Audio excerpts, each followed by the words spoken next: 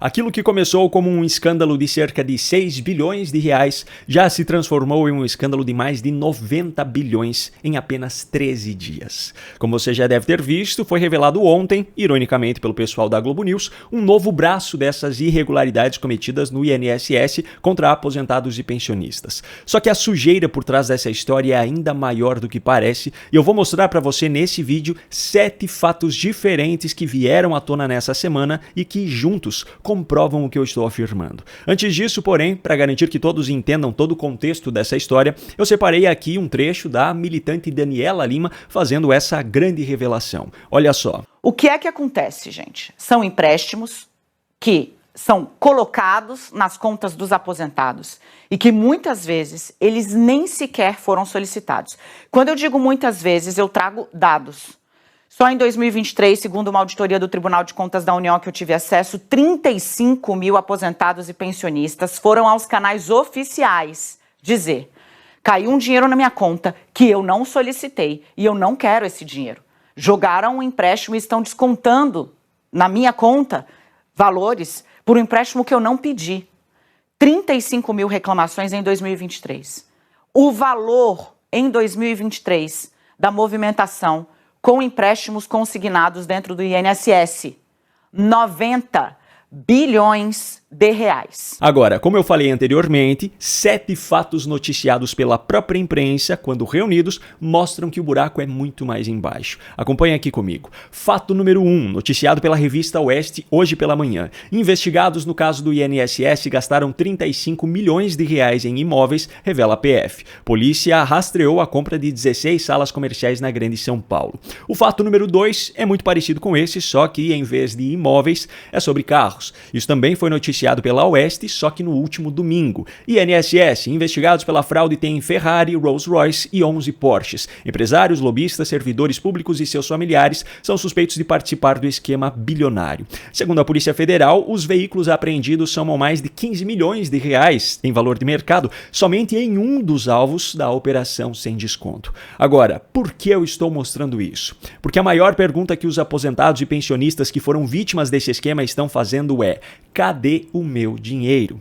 Todos eles, assim como todos nós, cidadãos brasileiros, queremos saber quando e como esse dinheiro será devolvido. E é aí que está o grande problema. Primeiro porque, como você pode ver nessas matérias, as pessoas envolvidas no esquema torraram o dinheiro para conceder a si próprias uma vida luxuosa.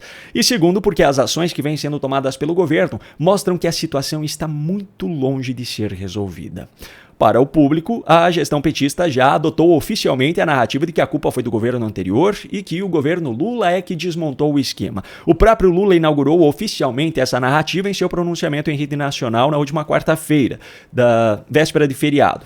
Obviamente, para isso, ele omite, por exemplo, o fato de que os descontos no INSS saltaram do patamar de 706 milhões de reais em 2022 para 1,3 bilhão em 2023, seu primeiro ano de governo, e para 2,8 bilhões em 2024, seu segundo ano de governo. Enfim, o fato é que, na prática, até agora o governo apenas trocou nomes, mas manteve os mesmos problemas. A população ficou revoltada ao saber que Carlos Lupe, agora ex-ministro da Previdência, sabia das irregularidades, pelo menos desde junho de 2023, mas não fez absolutamente nada a respeito por um período de pelo menos 10 meses. Lupe deixou o cargo de ministro, mas no seu lugar Lula colocou Volney Queiroz, que tem muito mais pontos em comum com Carlos Lupe do que o simples fato de serem do mesmo partido, o PDT. Assim como Lupe, Volney também esteve naquela reunião do Conselho Nacional do INSS, onde uma conselheira expôs a situação e ele também não fez nada. Como se isso não bastasse, agora vem o terceiro fato que eu tenho para mostrar nesse vídeo. De acordo com uma matéria publicada na manhã dessa terça pelo Poder 360, Volney Queiroz, atual ministro da Previdência, assinou emenda adiando o controle de descontos no INSS. O fato ocorreu em 2021, quando ele era deputado federal e, junto a outros deputados, atendeu ao pedido de 2 entidades investigadas pela PF. Agora eu pergunto, parece que esse cara vai resolver a situação? Pois é, não parece. E se nós olharmos para dentro do TCU, a coisa não parece nem um pouco diferente. Quarto fato que eu tenho para mostrar nesse vídeo, matéria também da manhã de hoje, só que publicada pela revista Oeste. INSS, por meio de acórdão, um ministro do TCU facilitou descontos a entidades investigadas. Haroldo Cedras incluiu o dispositivo polêmico que enfraquece controles sobre cobranças em contra-cheques de aposentados e pensionistas. Decisão beneficiou associações alvos da PF e da CGU. Haroldo Cedras é o mesmo ministro do TCU que, na quarta-feira da semana passada, dia 30 de abril, adiou pela sexta vez o julgamento de recursos apresentados por entidades envolvidas nesse esquema. A decisão levou até mesmo outros ministros do TCU a manifestarem publicamente sua indignação. Agora eu pergunto, parece que virá do TCU uma solução? Não parece. Bom, outra ação vinda do governo após o escândalo ter vindo à tona foi a demissão do então presidente do INSS, Alessandro Stefanuto, e a nomeação de um novo presidente para a entidade, Gilberto Valer Júnior. Sabe o que o novo presidente do INSS já sinalizou? Vamos ao quinto fato desse vídeo. Matéria do Poder 360 na manhã dessa terça. Presidente do INSS fala em usar dinheiro público para pagar descontos. Agora eu pergunto, de onde vem o dinheiro público? Isso mesmo, do nosso bolso, do bolso do povo brasileiro. Ou seja, já que não há qualquer perspectiva de que as entidades e as pessoas que cometeram esses crimes consigam devolver os valores, o governo já considera a possibilidade de usar o dinheiro do povo brasileiro para ressarcir as vítimas. Só que tem um detalhe que torna essa história ainda mais sórdida. Isso inclui o dinheiro dos próprios aposentados, que também pagam os seus impostos. Ou seja, as vítimas acabarão arcando em dobro com esse prejuízo, porque eles ajudarão a devolver um dinheiro que foi tomado deles próprios.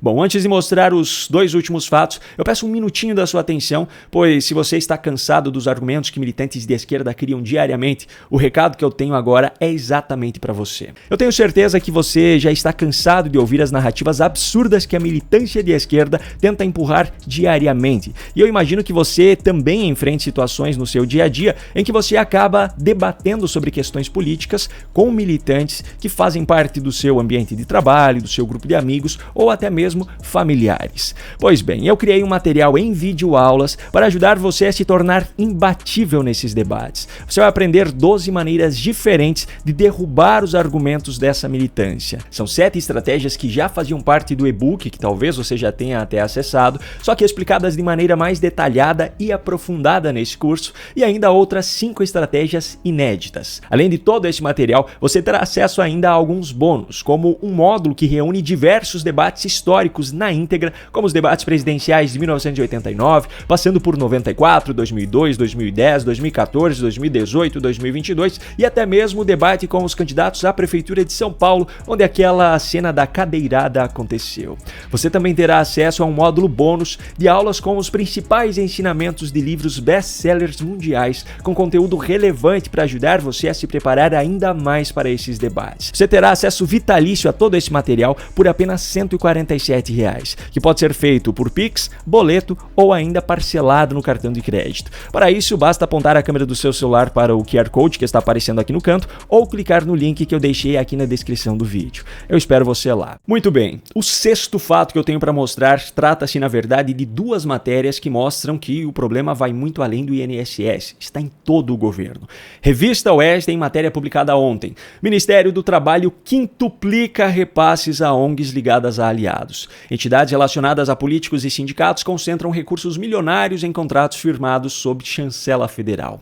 Poder 360, em matéria também dessa segunda. Sob Lula, gastos com diárias e passagens bate recorde no primeiro trimestre. Despesas totalizaram 789,1 milhões de reais de janeiro a março de 2025. Alta real é de 29,1% ante o mesmo período em 2024. Agora eu pergunto, parece que o pessoal deste governo se importa com o dinheiro do cidadão brasileiro?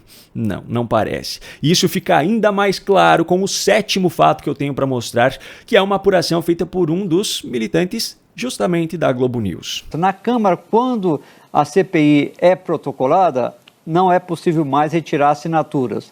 No caso do Senado, da CPMI, que é do Congresso, é diferente.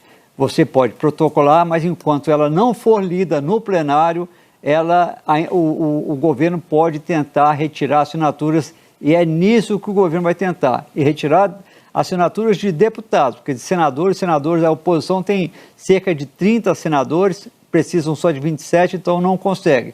Então o governo vai trabalhar, por mais que fale, olha, não, esse problema começou lá atrás, eles sabem que uma CPI acaba desgastando mais a imagem do governo atual. Camila. O governo Lula quer impedir a abertura de uma CPMI para investigar esse caso.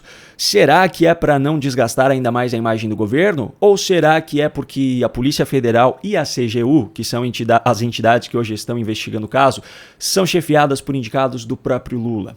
Tudo que é divulgado a respeito dessas investigações nessas entidades pode passar pelo filtro de indicados do presidente. Já aquilo que for descoberto pelo Congresso, através de uma CPMI, a depender de quem estiver nessa CPMI, pode ficar fora do controle do governo.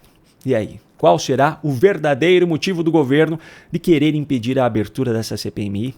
Me conta aqui nos comentários qual é a sua opinião.